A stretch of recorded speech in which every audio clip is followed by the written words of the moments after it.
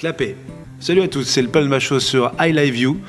Pour Touch by Médiamétrie. Ouais. Les gars, changez de nom, franchement. Ouais, Touch by Médiamétrie, mais qui est-ce que tu vas faire? Attends, faut que j'aille sur touchbymédiamétrie.com. Je suis le mec de chez Touch by Médiamétrie. Ah bah très bien, ça c'est facile, c'est un mot que tout le monde va retenir, ça va bien se lancer, ça c'est cool.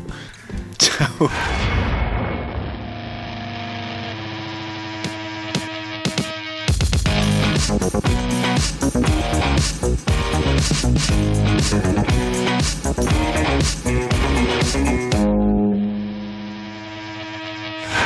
Le tout premier sketch quand on avait 15 ans. Le déclic, c'est que avec Greg, on se connaissait depuis qu'on a 14 ans. On s'est rendu compte qu'on aimait les mêmes sketchs des inconnus, des nuls, les mêmes films, les Charlots, tout ça. Et puis on s'est dit, c'est marrant, tiens, viens, on prend une caméra et on va tourner une connerie dans une forêt. Et on avait tourné notre tout premier sketch. Ça s'appelait Souvenir 2, donc une parodie de film d'horreur. Je pense que si on le revoit aujourd'hui, on se fait mal. Je ne sais même plus souvenir de ça. On avait essayé de faire plein de situations de films d'horreur en fait qu'on essayait de parodier, mais je pense qu'à le revoir maintenant, ça serait vraiment tout pourri. Et depuis, il y a eu pas mal de choses qui ont été faites pour arriver au Very Bad Blague. On a continué à faire des petits sketchs comme ça. Après, à la naissance de YouTube et Dailymotion, on a commencé à mettre nos vidéos sur ces plateformes qu'on vit de tourner, malgré nous, quelque part, j'ai envie de dire. Et du coup, heureusement. Et après, on a été sur le site Combini. On a fait plein de parodies de télé et de films sur ce site-là. Et après, directement, le directeur des programmes de Direct 8 à l'époque, François Barré, nous a appelés pour nous demander de venir sur Direct 8, faire des sketchs, de garder l'esprit qu'on avait sur Internet et de surtout pas nous censurer, en fait, de garder vraiment notre identité.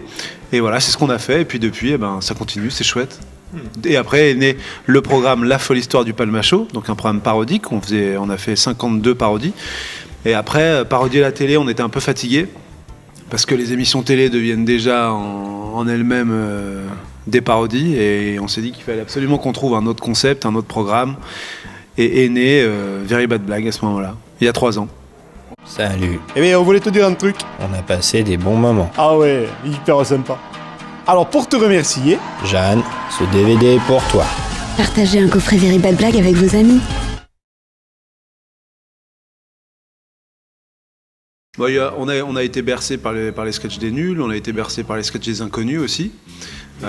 Après, il y a tout en fait, de tout ce qu'on regarde depuis qu'on est tout petit. Ça passe des comédies françaises des années 80, la 7ème compagnie, même les Charlots encore avant, aux grosses comédies américaines, les Y a-t-il un pilote dans l'avion, les Police Academy, tout ça. Je pense que tout ce qu'on fait là, c'est un condensé de toutes ces vidéos, de tous ces films, tous ces programmes. Et puis on essaye de... On se limite pas en fait à un genre d'humour. Ouais, c'est ça, on essaye d'être varié quoi. Ouais, on fait de l'humour, ça nous arrive de faire un peu de l'humour démonstratif, c'est un peu montrer... ce qui t'arrive dans les situations de tous les jours, un peu le style one-man show. Après, ça peut être complètement absurde. Après, ça peut être du comique de situation. Comme on est influencé par plein de trucs vraiment différents. Même les inconnus, par exemple, qui sont plus de la caricature de société, de la caricature de personnages. Ça, c'est vraiment un truc qu'on leur a appris, qu'on essaye. Enfin voilà, de faire perdurer l'esprit, ouais. Mais les nuls, après, oui, effectivement, c'était plus le côté, le côté gogol, ouais. Voilà, exactement, c'est le mot.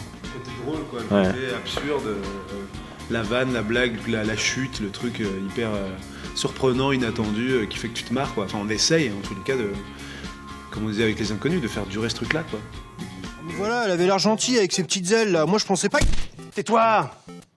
J'en ai marre de revenir là à cause de tes conneries, d'accord? J'ai dit on touche pas aux tortues. Tu touches plus à rien. Psst, il y a une étoile jaune. Mais je t'ai dit on touche à rien, je connais ça, c'est un piège. Alors qu'une tortue... Mais non. Complètement. Ça repose complètement là-dessus. En tout cas, pas toutes les situations. Parce que, par exemple, il y a des sketchs quand on est Satan. Enfin, on a jamais. Enfin, si on a peut-être fait du spiritisme. On a sûrement dû en faire. Mais c'est plus dans les gags, dans l'humour. C'est des trucs qui nous sont souvent arrivés. Mais c'est surtout les personnages en fait. Par exemple, les 2 personnages de Morgane et Fabien qu'on a, les sortes de racailles de la zone 5 d'Île-de-France. C'est des mecs qu'on a vraiment eu dans nos lycées en fait, et on s'est inspiré d'eux quoi, pour le coup. Et il y a d'autres personnages qui sont aussi des gens que vous croisez. Par exemple. Pas tant que ça, c'est vraiment c'est peut-être des gens qu'on a croisés, des profils qu'on a vus une fois dans un bar, dans un resto, en soirée, en vacances, et on se dit ah là là, t'as vu lui? T'as vu? Mais ça c'est un personnage qu'on peut mettre dans telle ou telle situation. Et puis il y a beaucoup de nous aussi, il y a beaucoup de nous-mêmes, c'est-à-dire que le côté franchouillard, le côté comment dire ça, pas prise de tête, tu vois, on parodie vraiment tout ce qui est tout ce qui fait la société en fait. On fait beaucoup de sketchs sur le racisme, on fait beaucoup de sketchs sur le, je sais pas, j'ai n'importe quoi. C'est vrai qu'il y a le côté trentenaire aussi qui ressort énormément, qui est... Ouais, le rapport avec les filles forcément, enfin ouais, c'est ce qui fait un peu tourner le monde, j'ai envie de dire. Le rapport au boulot, ouais. C'est un peu notre génération, quoi. On fait un mix de tout, et c'est vrai qu'on s'inspire vachement de nos vies, parce que c'est ce dont on arrive à parler le mieux, quoi. Excusez-moi, vous pouvez vous occuper de moi? Je t'ai pas dit d'attendre 10 minutes là? Qu'est-ce qu'il y a? T'as mal à la tête? Ouais. Prends de l'aspirine. Non, Ivy, rien qu'on est pharmacien. C'est la pharmacie, c'est la famille. Non mais dis pas si la famille là avec ton... C'est la famille. Non, dis pas ça. Merci. T'as tout compris. Non mais c'est vrai. Ouais. C'est-à-dire qu'on prend un plaisir particulier en fait à faire les personnages. Quand on fait comme disait David tout à l'heure, Morgane et Fabien, on incarne des mecs qu'on a connus, donc ça nous rappelle des trucs, c'est rigolo. Quand on fait Gaspard et Balthazar, qui sont nos deux personnages un peu de pervers, c'est complètement des rôles de composition. Donc on s'amuse à inventer des choses, donc c'est des plaisirs un peu différents. Je te passe le micro. Merci. Mais c'est vrai qu'il y a eu un moment où on a commencé à les faire beaucoup moins et on nous les a beaucoup réclamés, mais je pense aussi qu'on en avait marre de les faire et c'est un peu, ça rejoint ce que tu dis, quoi. Ce qu'on aime, c'est changer, évoluer. Et ouais, voilà. Et là, on était sur le point de les tuer, quoi. On était vraiment, enfin, on les avait beaucoup fait. Ouais, fin de saison 2. Vraiment fin de saison 2. Quand on est passé à Palmacho l'émission, en fait. Sur D8, les gens ont été un peu, oh, qu'est-ce qui se passe? Ça change. Mais nous, ça devenait vraiment important, quoi. Il fallait qu'on passe à autre chose, quoi. On garde le même esprit, mais dans un autre format. Voilà. Au supermarché, c'est toujours les mêmes. Blaze. Sylvie, Martine, Annick, j'en peux plus, Sam. Blaze. Sandrine est responsable du rayon PQ Moltonnet. Et Capucine, t'as un prénom de poney. Le palmarès, ouais. C'était un groupe de rap que j'avais avec un pote, Vincent.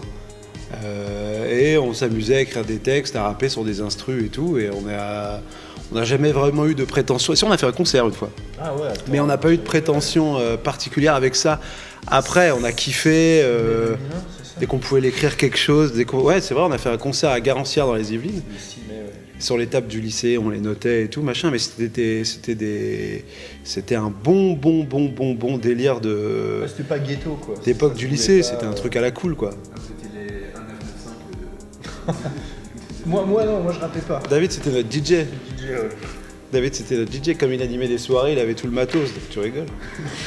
Et non, on était hyper fiers de faire ce qu'on faisait, ça nous faisait marrer, on kiffait vraiment. C'est la musique qu'on écoutait à l'époque, c'est la musique qu'on écoute toujours aujourd'hui. Donc c'est un vrai kiff, quoi. Et Charles, non, Charles, il faisait pas de son encore. Pas encore. Là où Charles est vraiment très talentueux, c'est qu'il est autodidacte, en fait. Et il joue guitare, piano, basse, il a appris tout seul, quoi. C'est assez impressionnant et il nous claque des compos dès qu'on lui dit attends, on va faire une parodie de Greenpeace où on veut faire un rap un peu Beastie Boys. Enfin, c'est fait dans les jours, quoi. C'est vraiment impressionnant pour le coup. Et lui, pareil, il fait des musiques sérieuses, quoi. C'est vraiment le son comme Jonathan. C'est-à-dire quand il compose un truc, il se dit pas tiens, je vais composer un truc marrant. Voilà. Ninja. Toi. Ninja.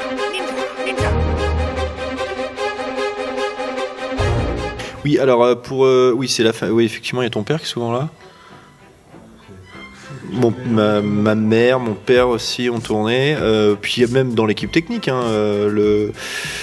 notre accessoiriste, on se connaît depuis le collège aussi, collège lycée. Mon frère, c'est un de nos meilleurs amis. Charles était avec moi en cours. Notre maquilleur, c'est pareil, on était au lycée avec lui. Charles, c'est son petit frère. Son grand frère, c'est le régisseur. Donc ouais, c'est vraiment familial pour le coup. Du coup, il y a un petit bordel sur le plateau. Il y a un truc très familial, très sympa, mais vraiment c'est un peu le bordel, ouais. Mais c'est drôle du coup. Mais nos histoires de famille n'entrent jamais dans le travail. Hein. Voilà. Et il y a les guests aussi, c'est vraiment vos potes. C'est vraiment votre famille. Ouais, finalement, c'est des gens avec qui on a commencé au même moment, quoi. Au moment du tube Dailymotion, c'était en 2007. Donc on s'entend vraiment bien avec eux. On s'entend vraiment dans ce qu'on fait. c'est quand même cool de pouvoir s'amuser avec les gens que t'aimes réellement en fait. Donc oui, nous, comme on bosse, comme on vient de le dire, dans une atmosphère hyper familiale, on aime bien bosser avec des gens avec qui il y a un vrai truc, il y a un vrai feeling. Donc oui, tout Norman, Monsieur Poulpe, Baptiste, Kian, Gaël, Baptiste, des anciens 10 minutes à perdre, tout ça, c'est vraiment des potes à nous, ouais, carrément. Mais non, faut juste que tu t'entraînes un peu. Et là, tu fais quoi? Soit je pleure, soit je hurle, soit je t'étrangle. Tu sais que l'étranglement, c'est... Si je m'entraîne, c'est avec une fille. mieux. C'est ma mère. Je sais, C'est mon chien, hein. je sais. C'est beaucoup. Mais c'est bien. Pas de retour sur scène tout de suite. Ouais. Alors les projets, donc là effectivement il y a le DVD qui sort, le DVD de Very Bad Blague. Avec David on est en train de bosser sur les prochains sketchs pour D8 à partir du mois de janvier. Et, on est en train de trouver peut-être un nouveau format pour D8, un truc un peu cool. Ça c'est un peu l'info qu'on vient de donner, mais on en parlera quand vraiment ce sera officialisé. Et puis bah, toujours ce film qui est en développement, qu'on développe avec Légende de film. Et ça c'est long, ça c'est super long, mais ça va être bien. On prend vraiment, ouais, c'est ça quoi. Il y a toujours eu ce truc qu'on dit souvent, mais c'est très dur de passer de la télé au cinéma. Alors nous on passe du web à la télé au cinéma, donc on va être vraiment attendu au tournant et on veut pas se cramper quoi. On a un peu une chance et faut pas la rater. Voilà la capote. Celle qu'on n'a jamais ouvert en 4 ans. Ce soir, tu changes la donne. Je suis champion. Ouais. Hé, une dernière fois avant de partir. Ah non. La la la.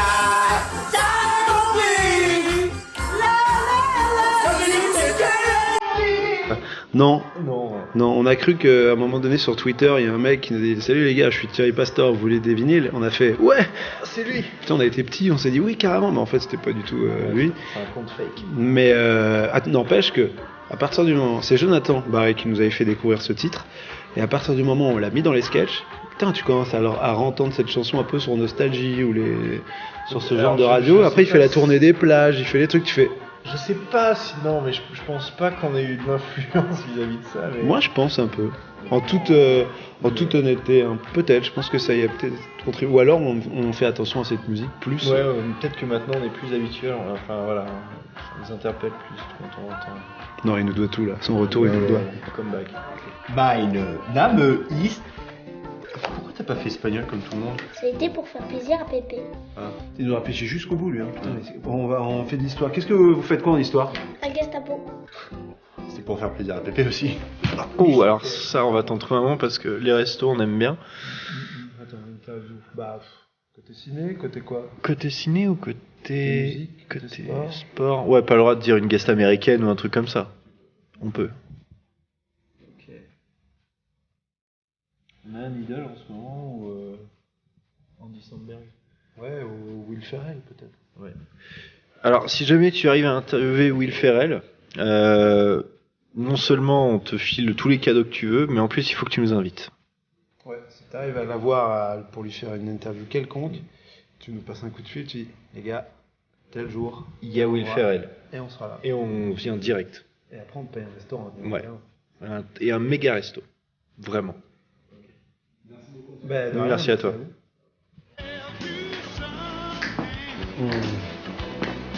Tu viens danser?